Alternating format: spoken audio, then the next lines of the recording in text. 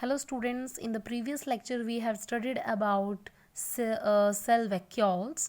In today's lecture we will discuss about the topic cell division, the cell division process. Cell division process, cell का divide होना, that is cell का दो में divide हो जाना, number of cells को increase करना, ठीक है.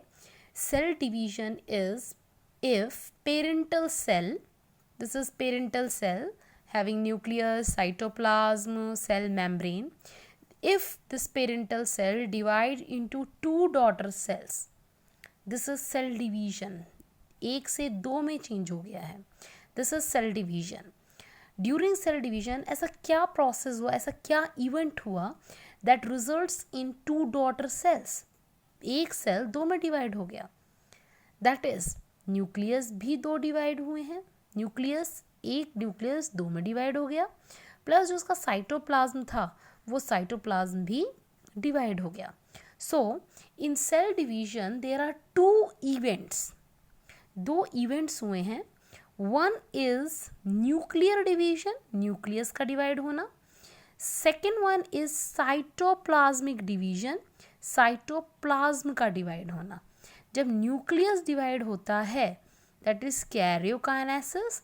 जब साइटोप्लाज्म डिवाइड होता है that is cytokinesis.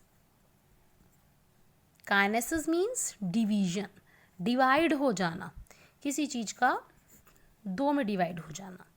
So here karyokinesis के बाद साइटोकाइनेसिस. कैरियोकाइनेसिस जब सेल डिवाइड हो रहा है, इसका मतलब न्यूक्लियस डिवाइड हो रहा है, न्यूक्लियस के अंदर साइटोप्लाज्म डिवाइड हो रहा है. न्यूक्लियस डिवाइड होने का मतलब क्या है, न्यूक्लियस के अंदर ऐसा क्या था, दिस इज सेल, सेल के अंदर न्यूक्लियस, न्यूक्लियस के अंदर genetic material, that genetic material that is DNA. DNA divide हो रहा है, दैट इज उसकी कंडेंस्ड फॉर्म. हमने पहले लेक्चर्स में पढ़ा था, जब हमने न्यूक्लियस टॉपिक पढ़ा था, तो उसके अंदर हम बोलते हैं this is chromatin material, DNA and this is chromosome. ज़्यादा कंडेंस थिक फॉर्म. तो जब सेल डिवाइड होता है, न्यूक्लियस डिवाइड होता है, तो न्यूक्लियस डिवाइड होने का मतलब क्या है, क्रोमोसोम डिवाइड हो रहा है, डीएनए डिवाइड हो रहा है, दो में बट रहा है. ठीक है. Okay, here we will discuss about type of cell division. Type of cell division में there are two type of cell division. Cell दो तरीके से डिवाइड हो सकता है. वो कौन डिसाइड करेगा कि कौन सी डिवीजन होगी. इट इज़ माइटोसिस और मियोसिस. अगर सोमैटिक सेल है, रिप्रोडक्टिव सेल के अलावा प्लांट और एनिमल में रिप्रोडक्टिव, जो रिप्रोडक्शन में पार्टिसिपेट करते हैं, लाइक आपने सुना होगा sperms, ovum, eggs. Reproductive system के अलावा जितने भी सेल्स हैं उनको बोलते हैं सोमैटिक सेल्स और नॉन रिप्रोडक्टिव सेल्स. उन सब के अंदर होती है mitosis, that is equational division. Okay. Meiosis is reductional division that takes place in reproductive cells और you can say germ cells. Mitosis का मतलब है, see the diagram, during mitosis that is equational division. Equational division, equational मतलब equal. क्या equal है, जो nucleus के अंदर क्रोमोसोम है, एग्जाम्पल ह्यूमन बींग्स के अंदर न्यूक्लियस के अंदर 46 क्रोमोसोम्स होते हैं. तो 46 क्रोमोसोम्स प्रेजेंट है पेरेंटल सेल में. तो 46 पेरेंटल सेल में है, तो डॉटर सेल में भी एक सेल में 46 और दूसरे में भी 46. तो पेरेंटल में भी 46 थे, डॉटर सेल में भी 46 हैं. इसका मतलब सेम नंबर ऑफ क्रोमोसोम है पेरेंटल सेल और डॉटर सेल में. तो इसलिए हम इसको बोलते हैं equational division. Equal number of chromosome in the parental and daughter cell if comparison. Okay, next is meiosis. Meiosis, it is a reductional word is for reduced, reductional division. Reductional division का मतलब है chromosome number का half हो जाना। Like starting में 46 है parental में, फिर that is a difference. Mitosis एक ही है type, but meiosis of two type, meiosis first and meiosis second. Parental cell दो में डिवाइड होता है तो क्रोमोसोम नंबर आधे हो जाते हैं। इसमें 46 है तो इसमें 23 होगा, इसमें 23 होगा, आधे बट गए। इसमें देखो क्या था, 46 46 46, हेयर 46 23 23। नाउ अगर हम इसको हाइड कर दें तो अब ये खुद में एक पेरेंटल सेल है, ये खुद में एक पेरेंटल सेल है। ये पेरेंटल सेल 23 23 23 जो पेरेंटल सेल में है वही डॉटर सेल में है। तो क्या आप बोल सकते हो कि जो मियोसिस सेकंड है वो माइटोसिस की जैसे है। लाइक इसमें 46 46 था और इसमें भी क्या है, 23 23। क्रोमोसोम जितना पेरेंटल में था उतना ही डॉटर सेल्स में है।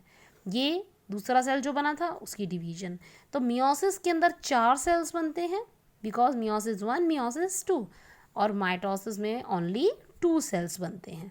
माइटोसिस सोमैटिक सेल्स में होती है, मियोसिस गैमेटिक और रिप्रोडक्टिव सेल्स में होती है। अगर हम ह्यूमन बींग्स की बात करें, ह्यूमन बींग्स में हमारे टोटल 46 क्रोमोसोम हैं। 46 में से अगर हम बोले 23 पेयर, मान लो 46 का मतलब क्या है, 23 जोड़े, 1 2। ये एक क्रोमोसोम की ये कॉपी है, ये एक क्रोमोसोम की कॉपी है, ठीक है। ऐसे ही हमारे पास 23 पेयर्स। तो 23 पेयर्स में से जो 44 हैं या 46 क्रोमोसोम में जो 44 क्रोमोसोम है उन्हें ऑटोसोम्स बोलते हैं, और जो रिमेनिंग 2 हैं उसे सेक्स क्रोमोसोम बोलते हैं। अगेन 23 पेयर में से 22 पेयर ऑटोसोम है और 1 पेयर सेक्स क्रोमोसोम है। अब सेक्स क्रोमोसोम डिसाइड करते हैं sex, sex chromosome decide sex. 2 pair हैं मतलब 1 2, XX इन फीमेल। अगर फीमेल है तो उसके पास जो लास्ट क्रोमोसोम का पेयर होगा उसमें XX होगा। अगर मेल है, मेल ह्यूमन मेल, तो उसके पास XY होगा। और बाकी मेल और फीमेल में ऑटोसोम्स क्या होते हैं, सेम। देखो लाइक 1 पेयर, जैसे हमारे पास सॉक्स का पेयर होता है ऐसे ही 1 pair, second pair, third pair. I have shown in different colour. एक पेयर, दूसरा पेयर, तीसरा पेयर, ऐसे ही 22 पेयर ऑटोसोम्स कहलाते हैं। So here mitosis equational division takes place in somatic cells or non-reproductive cells. It helps in growth and repair. मान लो आपके हाथ में चोट लग गई, घाव हो गया, तो वहाँ पर वो घाव भर जाता है कुछ टाइम बाद। इसका मतलब उसमें कौन से सेल्स हैं, somatic cell. Somatic cell growth करेंगे, रिपेयर करेंगे, सेल्स डिवाइड करेंगे और वो वहाँ पर जो है रिपेयरमेंट हो जाएगी। इसमें सेम और आइडेंटिकल सेल्स प्रोड्यूस होते हैं। Reductional division takes place in reproductive cells, और ये गैमेट्स और जर्म सेल्स बनाने में हेल्प करती है, लाइक स्पर्म्स और ओवम और एग्स, जो रिप्रोडक्शन में, सेक्सुअल रिप्रोडक्शन में हेल्प करते हैं ताकि ऑफस्प्रिंग बन सके, नई ऑफस्प्रिंग्स, ठीक है। और डिफरेंट सेल्स प्रोड्यूस होते हैं इसके अंदर। Okay, I hope this cell division topic is clear. You just go through your NCRTs and there was a particular diagram. You have to learn that diagram, practice that diagram, and just go through that particular topic and match whether anything is missing or not, and just go through it. Hope you have understand. Thank you, students.